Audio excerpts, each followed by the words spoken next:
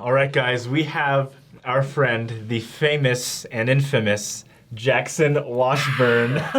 Probably more infamous, really. No. Infamous. Right. You're I'm not famous. Infamous. No. You are kind of famous. You're like in the Wasatch Front, like of the Wasatch Front Mormon drama. You're definitely like. It's definitely its own genre. Yeah, of, a like, very TV show, niche, specific genre of drama. But it's a thing. I have no notoriety outside of the Wasatch Front.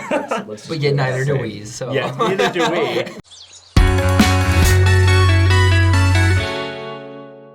You take it away. Yeah, could you explain a little bit what interfaith and what you Okay. do with it? So essentially, for anyone who's not familiar with the term interfaith, just basically refers to the effort or initiative to bring together different religious and non-religious identities and traditions together for dialogue, for kind of cooperation, and for kind of peace-building purposes.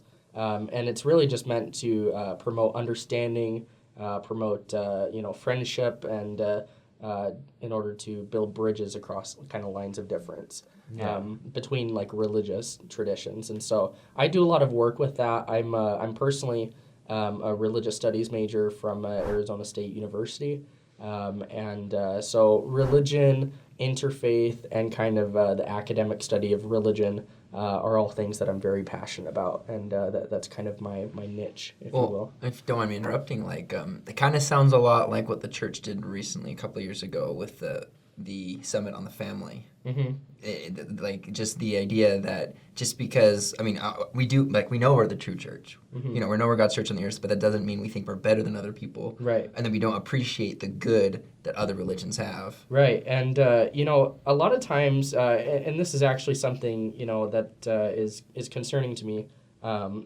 you have this kind of Mormon exclusivism that gets brought out of this kind of one true church mentality, right? And of course, I believe in the sacred ordinances of the church. I believe in their saving nature. I believe in modern day prophets and apostles, and I believe in the restoration, right? I believe in all these things, and I believe that this church has been divinely appointed by God to do very important things, for the salvation of man.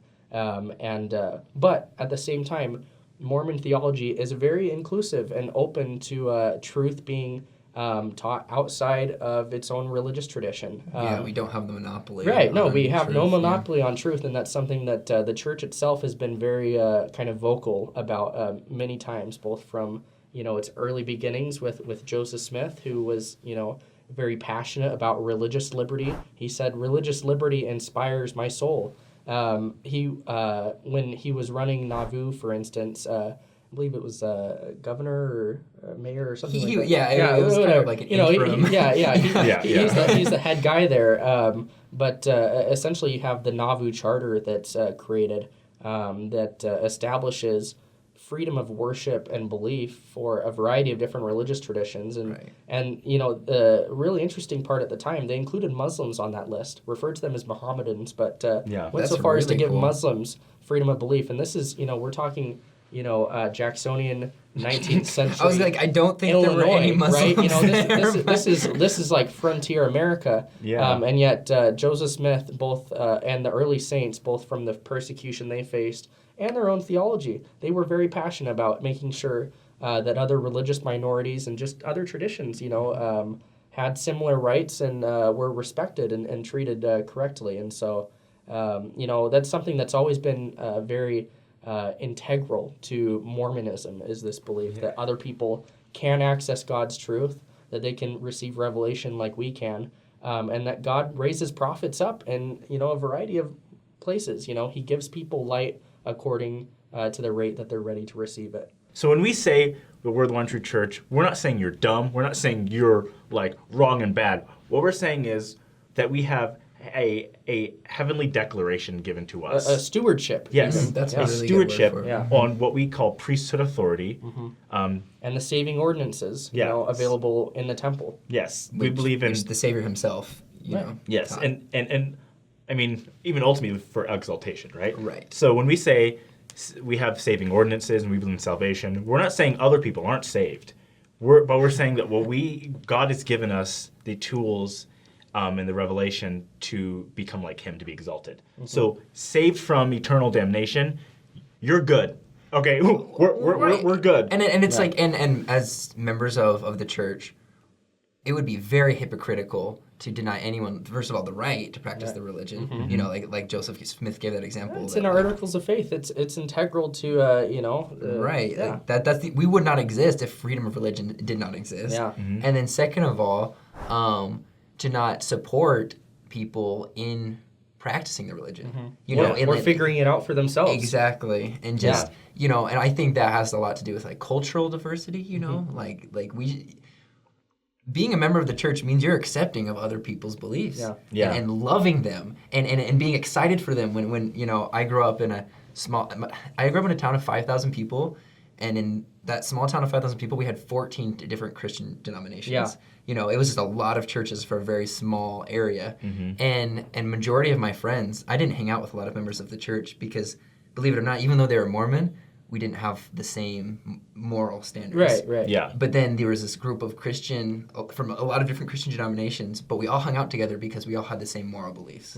We all like supported each other, and we would pray together, and they were some of the most amazing people I'd ever met. Yeah. And we supported each other even in our different religions. And I think that's, in essence, like freedom of religion. You know, and that's what it should be. And I don't think we're saying that that go out, like Free Mormons isn't saying go join any church. We're not actually advocating that, because we are low-key proselytizing to you every episode, right? We want you to join. You'll find out this is the true church. But we want to live in a way where we have peace with other religions, both politically and socially. You know, how horrible would it be if Latter-day Saints, who have a history of persecution, who are mocked all the time, if we did the same thing to other people? You know, when we had our general conference, we look and the street preachers are there, and they're like, you're going to go to hell, you're dumb, all this stuff. Can you imagine if we went to other churches and started doing that? We would never, because we don't like it when it's done to us, so we don't do it to other people. Right. So, you know, there's a really excellent quote that I've always felt inspired by, and it comes from a previous apostle in our church. His name was Orson F Whitney. You know, so he wrote the best hymn ever. Savior, neighbor of my soul. Favorite hymn. If his name's Orson, he's got to be cool. Right. Yeah. No, he's a gem, and he says that perhaps the Lord needs such men on the outside of his church to help it along. They are among its auxiliaries and can do more good for the cause where the Lord has placed them than anywhere else. And the same is true of the priesthood and its auxiliaries inside the church. Hence, some are drawn into the fold and receive a testimony of the truth, while others remain unconverted for the present, the beauties and glories of the gospel being veiled temporarily from their view for a wise purpose. God is using more than one people for the accomplishment of his great and marvelous work. The Latter-day Saints cannot do it all. It is too vast, too arduous for any one people. And so for me, you know, that has always just like kind of inspired me because, you know, it helps me to understand that, you know, Mormons demographically, we make up a very small percent of the population. I mean, you know, it's a percent of a percent, right? Yeah. And so it doesn't make sense for to hold the view that God expects each and every person in mortality to ever be a Latter-day Saint. You know, just they haven't had that opportunity. And we know, according to our own theology, you know, they won't in mortality, right? And so, you know, we should be willing to extend charity and trust in God and his purposes, that people are placed, you know, in kind of the place and the time and the background and the religious setting that they're meant to be in. Because like Orson says, you know, this work is too big for just the Latter-day Saints. We can't do it alone. And we really need the help of people outside of it, different religious groups, faith traditions, and, you know, people who, like you said, hold similar values to us that are willing to make the world a better place. No, yeah, definitely. February 15th, 1978, the First Presidency of the Church. This is not the priesthood. It was a dark and stormy night. Okay. February 15th. The year was 1978. And the First Presidency of the Church released an ancient note. They said this. I'll just read some of it. Don't say. Based upon ancient and modern revelations, the Church of Jesus Christ of Latter-day Saints gladly teaches and declares the Christian doctrine that all men and women are brothers and sisters, not only by blood relationship. Oh, I thought you were just going to copy me. No, I was going to, but I decided to stop. Not only by blood relationship from common mortal progenitors, but also as literal spirit children of an eternal Father. The great religious leaders of the world, such as Muhammad, Confucius, and the Reformers, as well as philosophers including Socrates, Plato, and others, received a portion of God's light. Moral truths were given to them by God to enlighten whole nations and to bring a higher level of understanding to individuals. So it goes further to say that. So we have in our beliefs that, yes, the priesthood authority to seal families, to seal people together for exaltation, that solely belongs to us. No one else has that. And not because we're like jerks, like we stole it from anyone. No. Because God like appointed prophets, gave them the power, and how He's always worked. That term stewardship, He's appointed it to us. He's trusted it with us. But we don't have stewardship on knowledge. Well, and that's the cool part is if our understanding of God is that all light comes from Him, then it'd be ridiculous to believe that a man who's helping a lady cross the street is bad just because he's not Mormon. I guess we're just not. We're saying don't inappropriately synthesize the gospel with other religions. You said that so Bednari. That was beautiful. That was not inappropriately synthesized. No. There's good ways to do it. Don't get me wrong. And then the other thing too is, occasionally there are people who do leave the church. Part of my background is that I come from a mixed faith family, and my mom became a born-again Christian when I was 12. She left the church. And something that my family went through was just transitioning from a fully Mormon household to now an interfaith one.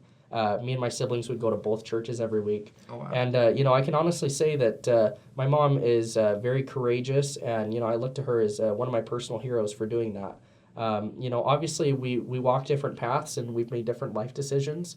But I absolutely support her ability to use her agency to follow what she believes is right, and I think the gospel ideally should set us up to support everyone outside the church, inside the church, coming to the church, going out of the church, because I think ideally, we don't want you participating in ordinances and just lying about what you believe, because obviously that's not a good thing, right? And so following where you find fulfillment, following, where you really do feel spiritually led, that can be a challenging kind of conversation and situation to get into.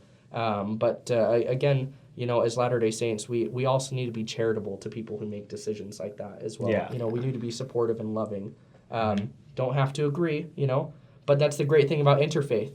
You don't have to agree in order to be respectful, to establish brotherhood and love and compassion and still have similar values. So again, my interfaith has been informed by many different areas of my life.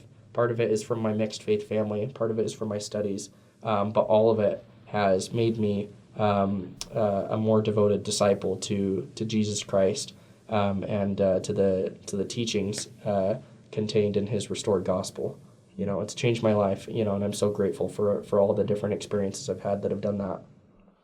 Well, Jaxon, thanks for being on the show. Yeah, this is a lot of pleasure. fun. I'm so glad, and thanks for sharing your testimony. Yeah, it was beautiful. Of course. Good luck out there in the Wasatch Front drama world. That place, it can get brutal. Yeah. Stay off Twitter. Right. And don't read the comments. No Reddit. No Reddit. Exactly. Oh, we don't. Reddit's banned in my Wi-Fi household. Yeah.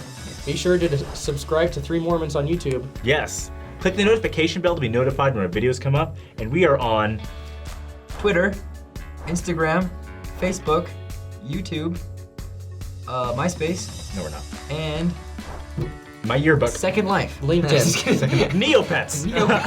Right. That one too. Got some Neopets. They've been dead for years now. As from middle school since I've I've killed so many Neopets. What a dark thing that was to add that in. They die if you don't. Oh my That God. is so sad. Like you just don't feed them for days. We're 10. You're like 5. You're like 10 years old. You don't know how to. You got a real dog to take care of. You're taking care of like your fake little monster Pokemon thing. Come on. I would always just want the cooler one when the new one comes out. Yeah. It's like my old one. It taught me very bad habits. See that? I think that transferred into my dating life.